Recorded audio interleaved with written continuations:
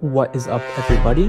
I'm Pouch of Randomness, and I am currently working on making a TCG. In today's video, I'm going to be talking about my art and how it's kind of evolved from hand-drawn stuff to some more digital stuff.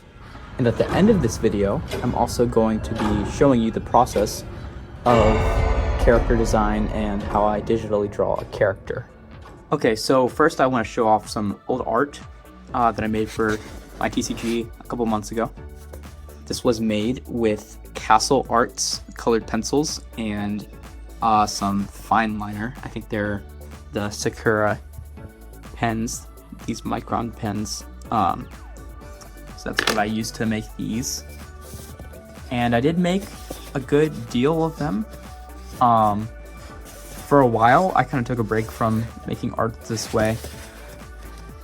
It's just, the thing about physical art compared to digital is that you can't really go back as well. You can't undo. It's hard to erase things. And I could find that sometimes frustrating, but some of these arts, like this one, for example, are not really good, and I'm really proud of, the effects of some of these arts. So overall, I was pretty happy with this style.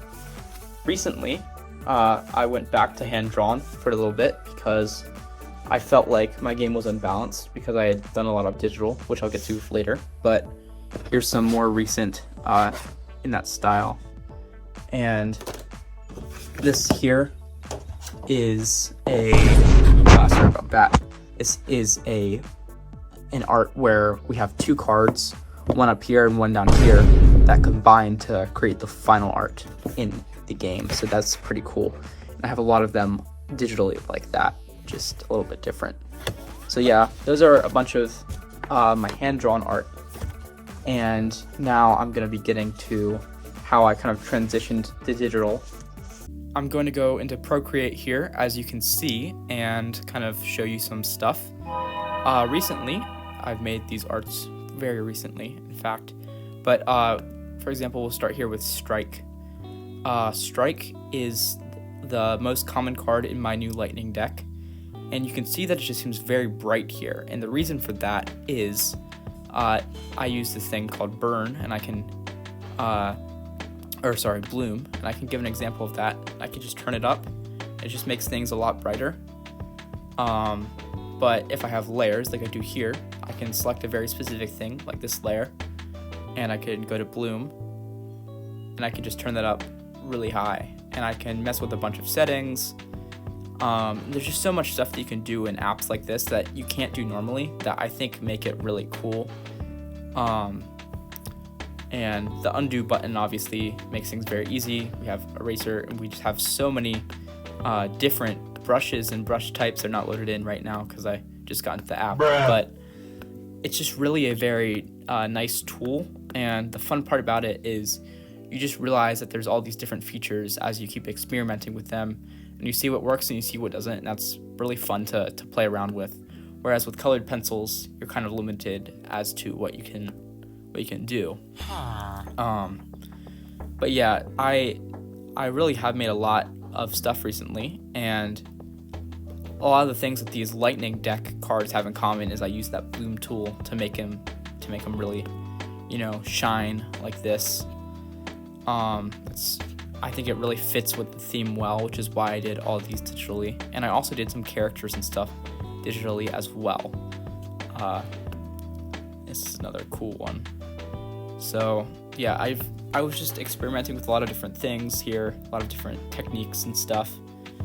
And yeah, what's cool also is you can hold the time lapse or hold your cursor over the thing and see a time lapse of the process, and you really realize, like with this, there's so many mistakes that I make and stuff, and things that I just kind of play around with at the beginning, especially that if you were to make those mistakes on paper, you just kind of can't really go back from that as well, which is one reason I think digital is really good. But I want to have a fine balance of digital and physical art in my game. I want to have as many different styles as I can. I just really play around, experiment, because my game is about randomness. It's about kind of an inconsistency, or rather a consistency that most of the characters are just these random characters, random ideas that popped into my head. And it isn't really a thematic game, which I think people might have trouble with sometimes, that there isn't really a, inherent theme, I guess. But that's kind of what makes it interesting and unique in a way, because that was very intentional. And yeah, there's a lot of art and stuff that I've done in here. But anyway, I'm going to get out of Procreate, and I'm going to be showing you cards from the Strike and Burn deck. Alright, so what you're looking at here this is an app called Freeform. It's an Apple app, I think, that you can use to, I just put a lot of pictures on here so you can kind of see all of the arts for my game. So it is important to note that the arts with a little blue mustache, oops, I accidentally rotated something. The arts with a little blue mustache like that, that is a symbol. It's just a random symbol that I found, but I'm using that to show that those arts are not made by me. So a lot of these characters here, this is really cool. I got people from the TCG community to make those arts, which is amazing, and they turned out really great. If you have interest in making art in the future, just let me know, and there's a pretty big chance I'll let you make an art in the future of the game. But yeah, so over here on the left side, we have the Burn deck, and over here on the right, we have the Strike deck, and Burn is obviously around fire, Strike is around lightning. So something that you'll notice is a lot of these cards up here, they are hand-drawn, right? And a lot of the characters that are made by me down here are also hand-drawn, because this was the first deck and I started hand-drawn. But then as we go over here, you'll notice a lot of these are digital, and yeah, that's kind of what sets these two decks apart mainly. Is you'll find more hand-drawn, I think, over here, and more digital over here. When we go down to the characters, it's a fair amount of both, probably. I guess there is a good amount of hand-drawn here, so it is fairly well balanced. But I did start over here with the Burn deck and started with the characters over there, although some characters have switched between decks at multiple points, and now I'm feeling happy with the positions that they're all in. So today we're going to be doing something very special. Like I already said, we're going to be working on a certain character. We're going to be doing this guy digitally. This is the Pyromancer. He's also my game's main villain within the lore. And I'm not going to go into the lore of him too much here, but I will be showing you the process of me creating his art digitally, or rather recreating it. Before I get to that, alright, so what you're looking at here is kind of level 1 of the character, just a simple sketch, kind of concepting him.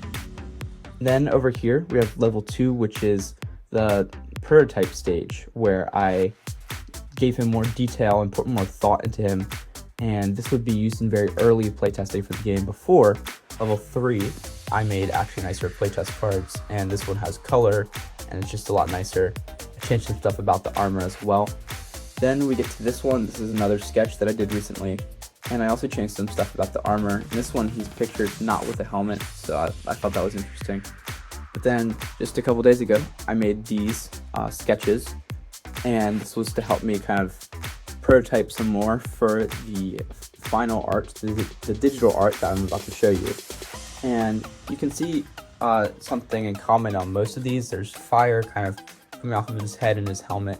That's because there's this stuff called like Elder Ash, which is engraved into his armor, which basically, think about like Minecraft Netherrack. It's just gonna burn infinitely if he wants it to. And that's the thing about his armor, is I thought because he's the main villain, he should also have his armor be a weapon, because he's just that powerful.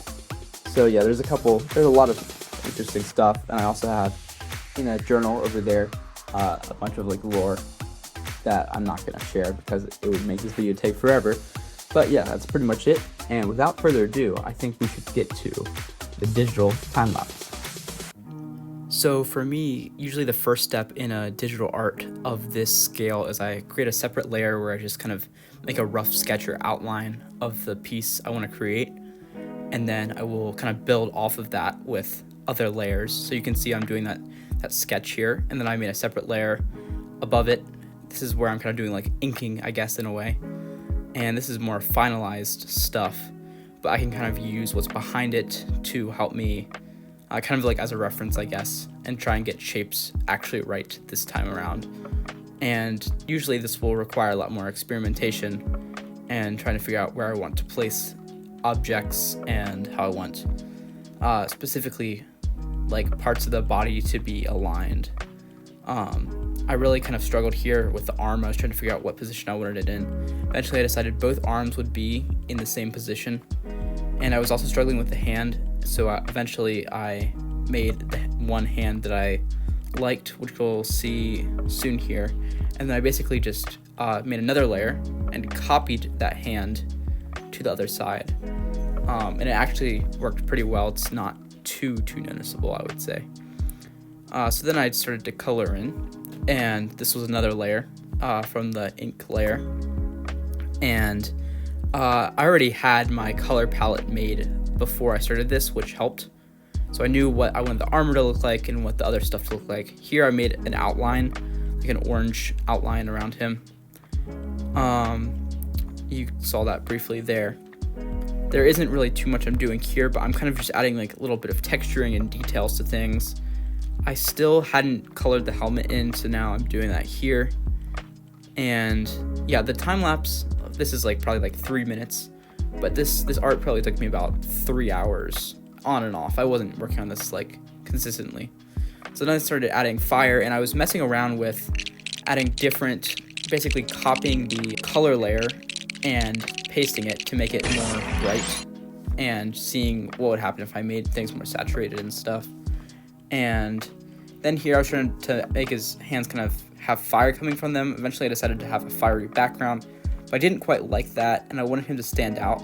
So eventually I would actually make that more transparent, and I added these kind of effects where we have like smoke in the background, and we have these lines kind of symbolizing movement and making it more dramatic coming in towards the center.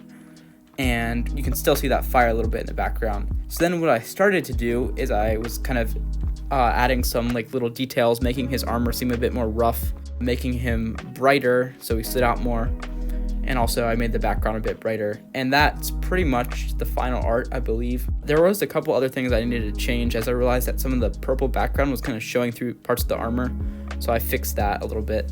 But that's pretty much the entire process of how I made that digital art. If you made it this far into the video, I certainly hope that you enjoyed the video.